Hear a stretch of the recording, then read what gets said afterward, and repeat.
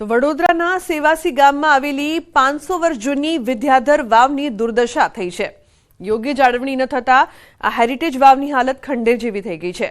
વાવમાં ચારે તરફ ગંદકીનું સામ્રાજ્ય છે। વાવની અંદરનું પાણી પણ ગંદુ જોવા મળી રહ્યું છે। ઠેર ઠેર જાળા બાજી ગયા છે। પરિસરમાં પ્લાસ્ટિકની ખાલી બોટલો પણ જોવા મળી રહી છે। તો તંત્ર પણ વાવની યોગ્ય સાફ સફાઈ મામલે ઉદાસીન જણાઈ રહ્યું છે। આ ઐતિહાસિક વાવ જોવા લેવા આવતા મુલાકાતીઓ વાવની જાળવણીને લઈને સવાલો ઉઠાવી રહ્યા છે। પાટણ અને અડાલજની વાવની જેમ આ સેવાસી વાવને રિસ્ટોર કરી તેને ટુરિસ્ટ સ્થળ બનાવવા સ્થાનિકો માંગ કરી રહ્યા છે। પહેલાના સમયમાં જ્યારે પાણીની અછત હતી ત્યારે વાવ જ એક સ્ત્રોત હતો પાણીનો, પણ આજે આ ઐતિહાસિક ધરોહરનું જો પાણીના અહીંયા પાનના પત્તા પડ્યા હોય, ક્યાંય પડીકીઓ પડી હોય અને જ્યાં ત્યાં બાવા જામી ગયા હોય, કંઈ દેખરેખ જ ના થતી હોય તો સ્થાનિક લોકોએ સરકારને મારી નમ્ર વિનંતી છે કે ધ્યાન આપે। અહીંયા એટલો બધો કચરો છે, અહીંયા ઉપર ઝાડ છે એના પાંદડા ખરે છે, એટલા બધા ઝાડા છે, પાન માવા મસાલા થૂકેલા છે અહીંયા, જે આપણને નથી શોભતું। આ 500 વર્ષ જે વિદ્યાધર વાવ છે તે વાવને ફરીથી એક વખત હેરિટેજનું સ્થાન મળે અને એવી જ રીતે અમારા તમામ પ્રયત્નો એ વાવ જોડે જોડાયેલા છે। આજે તમે જ્યારે પોતાના ઘરની બહાર એક ડગલું પણ માંડો તો તમને તમારા ઘરની આસપાસ અને ચારે તરફ વિકાસ જ વિકાસ દેખાતો હશે, પરંતુ આપણને અંદાજો પણ નથી કે વિકાસની વચ્ચે ઐતિહાસિક ધરોહર છે તેનો વિનાશ જે છે તે થઈ રહ્યો છે। અત્યારે આ દ્રશ્યો તમને સીધા બતાવીશું કે સેવાસી ગામ જે આવેલું છે, સેવાસી ગામની ભાગોળમાં જ એક ઐતિહાસિક વાવ જે છે તે આવેલી છે।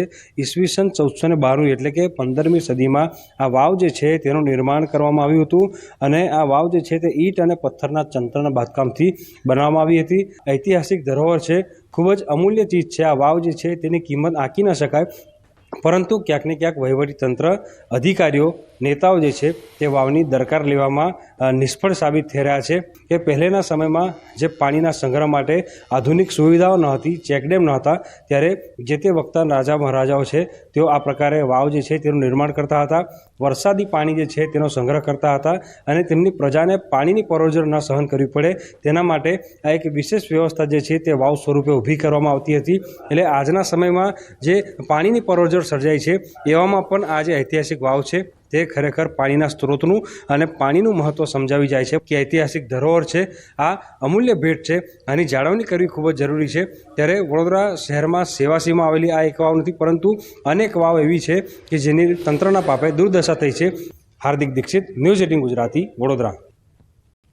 તો એક તરફ તો કાળઝાળ ગરમી પડી રહી છે અને બીજી તરફ કાલોલ તાલુકાના ભાદરોલી ખુર્દ ગામમાં આવેલ તળાવ ફળિયાના રહીશો પાણી માટે રઝળપાટ કરી રહ્યા છે। ગામમાં પાઇપલાઇન થકી ઘર આંગણે પાણી પહોંચાડવાની યોજના અમલમાં તો છે, પરંતુ સંપમાં પાણીનું પૂરતા પ્રમાણમાં આવતું નથી, જે તે અહીંના રહીશોને પાણી નથી મળી રહ્યું। સ્થાનિકો જણાવી રહ્યા છે હાલ સંપમાં પાણીની જૂની લાઇનનું કનેક્શન જોડાયેલું છે, જેમાં કેટલાક સ્થળોએ પાઇપલાઇનમાં લીકેજ હોવાથી પૂરતા પ્રમાણમાં પાણી આવી શકતું નથી। વળી ભાદરોલી ગામમાં 2 સંપ અને એક ઊંચી ટાંકી બનાવવામાં આવી છે, પરંતુ તેમાં પણ પાણીનો જથ્થો પૂરતા પ્રમાણમાં આવતો નથી। પાણી ન હોવાના કારણે સ્થાનિકો અડધો કિલોમીટર દૂર હેન્ડપંપમાં પાણી લેવા જવા મજબૂર બન્યા છે। તો ગામમાં ચોમાસાના પાણીથી ભરાયેલું તળાવ છે, જેમાં મહિલાઓ કપડાં ધોવે છે। આ પાણી ગંદુ હોવા છતાં મહિલાઓ આ પાણીનો વપરાશ કરવા મજબૂર બની છે, ત્યારે ગ્રામજનોની સમસ્યાનો ઉકેલ આવે તેવી માંગ કરાઈ રહી છે। હેન્ડપંપ છે એના ઉપર ચાલે છે અને અમુક હેન્ડપંપ તો પછી એનો વારો બી આવી જાય એટલે પાણી બંધ બી થઈ જાય, આવું છે। તો લોકોએ લાઈનમાં ઊભા રહેવું પડે છે અને 2 ટાંકીઓ છે, અરે 2 સંપ છે, ટાંકી છે, 2 પાઇપલાઇન છે, પણ હજુ સુધી નળ સે ઘર પાણી આવ્યું નથી। પાણીની બહુ તંગી અમારે, પાણી જ જોઈએ અમારે સાહેબ। કઈ ટાંકી છે પણ પાણી જ નથી આવતું ને, કરતી નહીં પાણી સાહેબ આપતું। આ પંપે જ લાવીએ અમે। મારે સોરણ બનાવવાનો સાહેબ કે રોધવાનું કે પાણી ભરવાનું રાત્રે કે ઢોરોનું કરવાનું। અમારા ગામમાં પાણીની બહુ તકલીફ છે, તો બી કોઈ એપ્લિકેશન કરે તો રદ થઈ જાય છે અને કોઈ એમાં એક્શન લેતું નથી। ખેતી કામમાં મમ્મી પપ્પાને બધે જાય છે, તો અમારે વાંચવાનું અથવા તો કોલેજમાં જવાનું હોય તો બહુ જ પ્રોબ્લેમ થાય છે, એટલા માટે વહેલા કર્યા પર તો બહુ જ સારું। तालाब में जो पानी है वो बारिश का है, सब लोग यहीं पर कपड़े धोते हैं, सब कुछ करते, टॉयलेट करते, ऐसे गंदे पानी में हम कपड़े धोते हैं।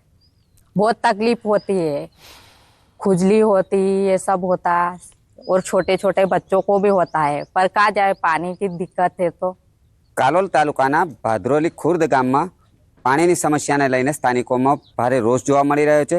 ગામમાં સ્તંભ બનાવવામાં આવે છે, પાઇપલાઇન પણ કરવામાં આવી છે, નલ સે જલની યોજના પણ અમલમાં મૂકવા આવી છે. તેમ છતાં ગામના લોકો છે તે હેન્ડપંપમાંથી પાણી લાવી જીવન નિર્વાહ કરવા માટે મજબૂર બન્યા છે. ખાસ કરીને જે તળાવ ફળિયા છે તે તળાવ ફળિયાના રહીશોને પારાવાર મુશ્કેલીનો સામનો કરવો પડે છે. હું આપને સીધા દ્રશ્યો બતાવીશ. આપ દ્રશ્યોમાં જોઈ શકો છો અહીંયા પાણીની સુવિધા માટે સંપ બનાવવામાં આવ્યો છે, પરંતુ જે મુખ્ય લાઈન છે પાણીની તેમાંથી અહીંયા પ્રેશરથી પાણી પહોંચતું નથી અને પાણી નહીં પહોંચતા ગામમાં જે આ યોજના છે જે અંતર્ગત માંડ પાણી આપવામાં આવતું હોય છે. સાથે સાથે જ હું આ તરફના પણ દ્રશ્યો બતાવીશ. આપ જોઈ શકો છો અહીંયા ટાંકીનું નિર્માણ કરવામાં આવ્યું છે. આ એક મહિલા આપ જોઈ શકો છો જે રીતે પાણી જોખમી રીતે પાણી ભરી રહી છે, મજબૂર બની છે પાણી ભરવા માટે. સંપના તળિયામાં જે પાણી છે તેને પોતાના ઘર નજીક સંપ હોવાથી સંપના તળિયામાં રહીશો પાણી છે તેને ભરી અને પોતાનો જીવન નિર્વાહ કરવા માટે મજબૂર બની છે. સ્થાનિકો દ્વારા વારંવાર રજૂઆત કરવામાં આવી રહી છે. અહીંયા એક નવીન લાઈન પણ નાખવામાં આવી છે, પરંતુ નવીન લાઈનને સંપમાં જોઈન્ટ કરવામાં નથી આવી, જેને લઈને સ્થાનિકોને આ પાણીની સમસ્યાનો હાલ સામનો કરવો પડી રહ્યો છે. ત્યારે સંલગ્ન તંત્ર દ્વારા વહેલી તકે જે ભાદરોલી ખુર્દ ગામના ગ્રામજનો છે તેઓને પાણીની સમસ્યામાંથી મુક્તિ અપાવે એવી અહીંના રહીશો હાલ માગણી કરી રહ્યા છે. રાજેશ જોશી.